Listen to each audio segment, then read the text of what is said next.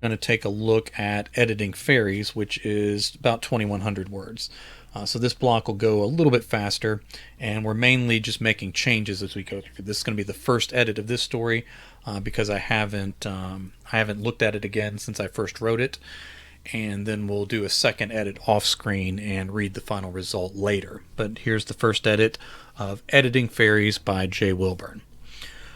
Frina had been told to edit with a light touch, so she chose her moments carefully. As she floated above Gilda's bed, where the young girl laid her head crying into her pillows and stuffed animals, Frina didn't have the heart to let this go on. She opened the book again and flipped back to the page where Gilda had been cut from the juniors' cheerleading squad. With a stroke of her magic pen, the day rewound itself. Gilda's bedding was dry again, and she celebrated with the other girls in front of the list of names. Frina took a moment to look at the other girls walking away in tears. Had she rewritten one of their histories and erasing Gilda's sorrow? Probably. Maybe one of their editing Fairies, I need to spell that correctly, would protest this move, but Gilda was happy again, so all was well.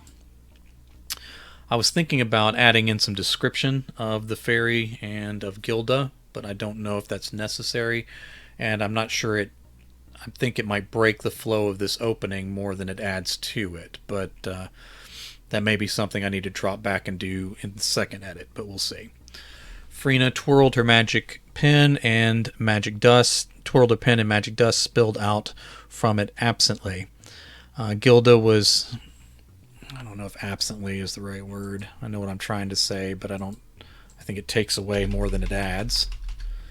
So we'll cut the adverb. Anytime you can cut an adverb is probably the right choice. Gilda was crying again. She held ice on her ankle as the other girls continued to practice. It wasn't clear how bad the injury was yet. She should wait. Frina knew that waiting was the right thing, but still. Her wings buzzed with nervous energy as she circled over Gilda's head again and again. Gilda waved a hand as if getting something away from her ear, and then gritted her teeth in pain. This was exactly what Gilda's mother said would happen when Gilda insisted on trying out. Gilda had rolled her eyes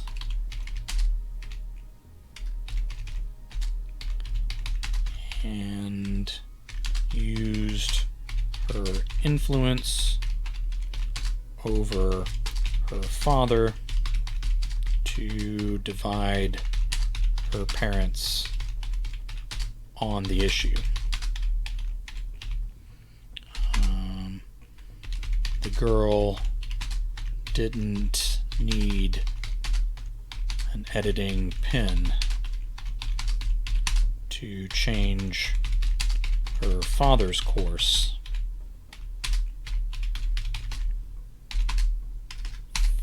Frina, no, that's not how I spelled it. Frina had discovered over the years. Okay, good enough. Frina took a deep breath and opened her book again. They were still on the same page where the fall had occurred. All the detail was there, including a description of the crunching sound Gilda's ankle had made when it twisted under her on impact. There was even on impact from the complicated stunt gone bad. There was even a bit of foreshadowing where the text spelled out that they would soon discover it was much worse than they thought. Frina was sure of her choice at that point. Before the rolling script of Gilda's story, broke to the next page, Frina edited the middle of the key paragraph. Instead of the unfortunate fall, the paragraph now ended with a successful landing. The subsequent story faded away as Gilda stood with her hands raised.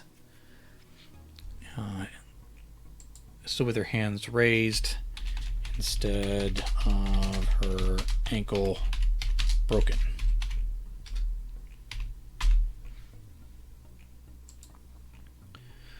All right. Frina took the artistic license while she still had the book open, and the other girls in the squad applauded. The coach called out, "Why is everyone clapping? Get back into formation and run it again." The other girls looked around at each other and then down at their hands as if they had no idea what they were clapping about either. Gilda smiled at all the attention. Anyway, and that was all that mattered to Frina. All right, good stuff. As she tucked Gilda's book under her arm, she spied a few of the other girls' fairies hovering across the gym, whispering behind their hands. Let them talk. Gilda was Frina's responsibility, and as far as she was concerned, the girl ruining her ankle served no purpose. Frina had little time. Already some of the unwritten pages in the back of Gilda's book had disappeared. It wasn't a mad rush of the sudden end of a life, but the book was noticeably thinner. There was no debate this time. As the cheer coach and the medic stabilized Gilda's neck, Frina turned pages frantically. She was going way back before the accident because, of course, even though this was the first incident from Gilda's memory, it was far from the first that Frina had edited. Maybe if she had left an injured ankle, then she wouldn't be trying to save the girl's neck and restore those lost pages as well. There was no way of knowing, though. Frina kept flipping. There were some incidents that passed a point of editing. Let's say there was always the risk of some incidents passing a point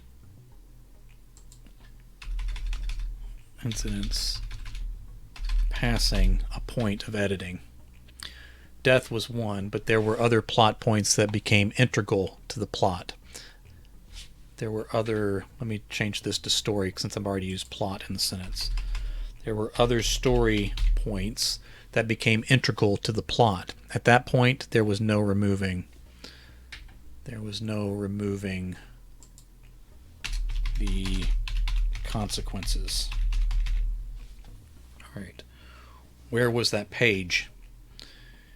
It was somewhere back in the early spring, a Thursday, Frina thought.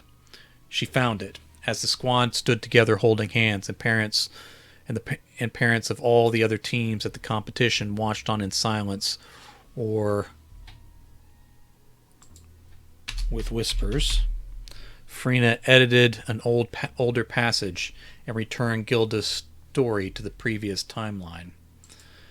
The rewinding action felt like being ripped apart. Let's say that was the cost of erasing months of story. Frina only gave a little thought to the other fairies and how this impacted their stories as well. Frina was so dizzy by the time they were back in Gilda's bedroom in the early spring that she had to drop to the carpet and give her wings a rest. The book, let's say dumped.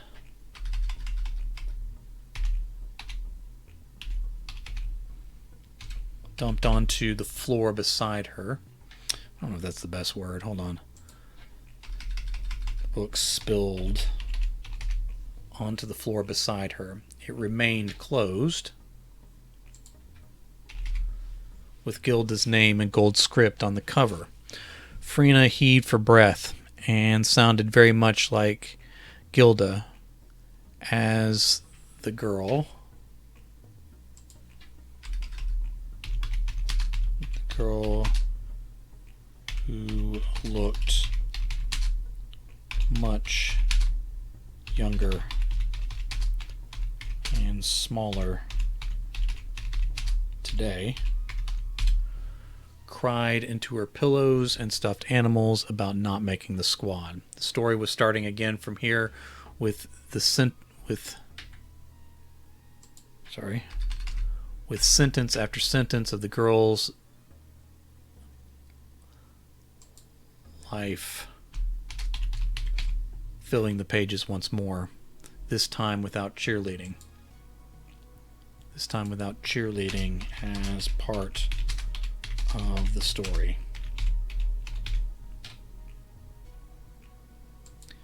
Gilda's fairy took comfort in the fact that the book's spine appeared thicker once more. That was no guarantee, of course, but it was far better than the alternative. Something rapped against the glass of the window behind her. Frina startled, but Gilda continued crying as if she heard nothing. Her bedroom was on the second floor.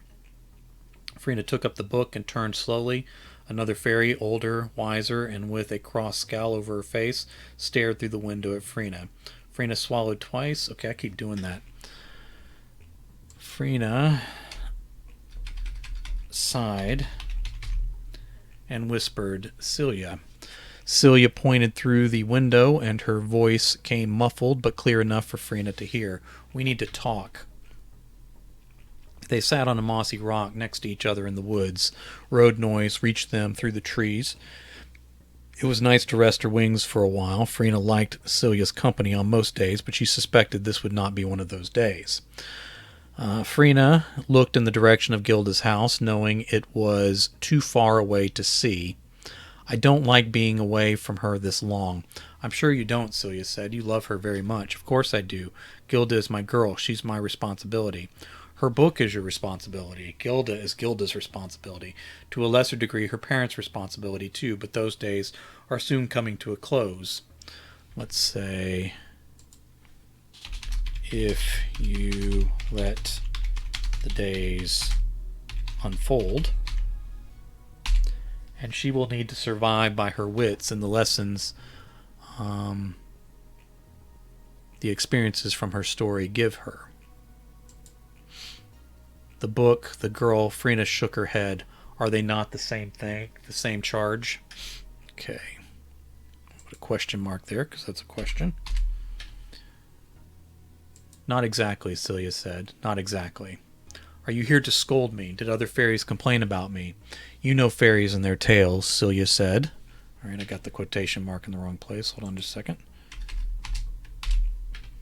All right. "But no, I didn't need anyone to tell. You did a big edit today, or should I say several days erased in an instant." "Was I supposed to leave her neck broken?" "Sometimes, yes, you were supposed to leave them." "I couldn't." "Wouldn't, you mean, Frina. But my point is, your most recent edit tore out several pages from several books. Those pages have to be written again. Those lessons have to be relearned. All that work in progress was undone. It was undone in many stories.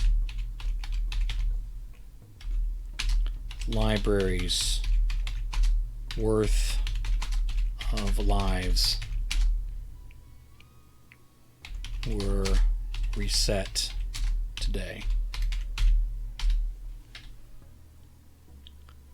I couldn't leave her that way. It was my fault she found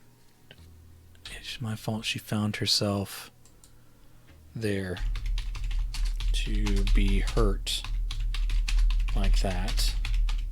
Let me put a comma there. And I had to set it right. Whether it was truly your doing or not is a mystery even to us, Celia said, but there is a lesson in this even for you. Am I not supposed to edit out her tragedies? A light touch, Celia recited. That is no guidance at all. Frina said, a little louder than she intended. A group of squirrels nearby scattered and fled up the trees behind where the fairies sat. It's like saying show, don't tell. Everyone says it, but no one really agrees on what it means. Celia said, this is a lesson you must learn. There are some lessons that can only be taught, let's say, instead of learned, because I already used the word learned, can only be taught through pain and suffering. When you take away all the small lessons, then your charge is more likely to learn the hard way with a much steeper learning curve later. I'll try, okay, let's say Frina could still picture that broken neck that never happened. Now,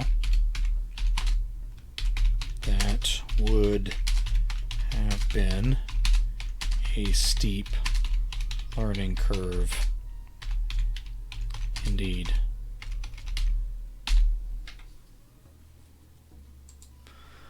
I'll try to be more careful. Frina floated up into the air above the rock as if that were it.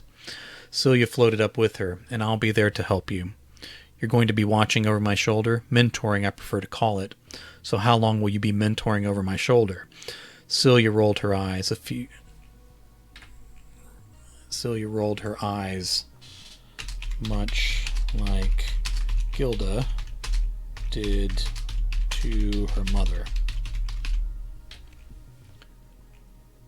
A few years at least. Are you going to hold my pen? Will my edits have to be pre-approved? No one has stopped you from doing anything. Have they? Just as you must learn to use a light touch, so will I use a light touch with you. So will I use a light touch with you as an example. Gilda tried out for cheerleading twice more in the coming years. She was cut each time, but cried less afterward. Frina remembered seeing Gilda on the mat with her eyes rolled up and a temporary brace around her neck. That was a timeline that never happened, but Frina never forgot it.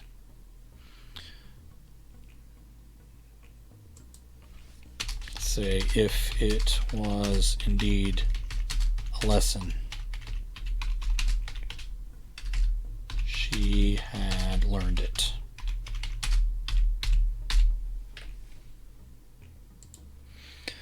Gilda now sat in the darkness. A bass line pumped out of the walls of the gym several yards away. Gilda leaned over her lap, the lap of her new dress, where she sat on the bench alone with her wet eyes and broken heart. Frina and Celia hovered a few feet away over the nearly deserted parking lot. What are you thinking, Celia?